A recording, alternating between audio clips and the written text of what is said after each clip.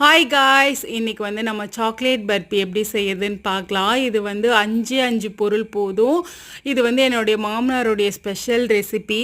இதுக்கு வந்து நீங்கள் அடுப்பை ஆன் பண்ணி ஒரு இரும்பு கடாய் வச்சுக்கோங்க. அதில் ஒரு 2 லிட்டர் பால் ஊற்றிக்கோங்க. ஊற்றிட்டு அதை நல்லா சுண்டுற அளவுக்கு காய்ச்சிட்டு அதில் வந்து ஒரு 500 கிராம் சர்க்கரை எடுத்து வச்சுருக்கோம், அதை ஆட் பண்ணிக்கோங்க. ஆட் பண்ணிவிட்டு அதில் ஒரு 150 கிராம் வந்து உப்பு இல்லாத வெண்ணெய் அதை போட்டு நல்லா ஆட் பண்ணிக்கணும். ஆட் பண்ணி காய்ச்சிக்கிட்டே இருக்கணும். அடி பிடிக்காத அளவுக்கு பார்த்துக்கோங்க. அதில் வந்து ஒரு 250 கிராம் முந்திரி எடுத்து வச்சுருக்கோம், அதையும் போட்டுட்டு 6 ஸ்பூன் சாக்லேட் பவுடர் போட்டுக்கோங்க. போட்டு அதை நல்லா மிக்ஸ் பண்ணிக்கிட்டே இருக்கணும். லாஸ்ட்டாக அதுக்கு வந்து ஒரே ஒரு ஸ்பூன் நெய் ஊற்றிக்கோங்க. அது நல்லா பதம் வர்ற அளவுக்கு அதை கிண்டிக்கிட்டே இருக்கணும்.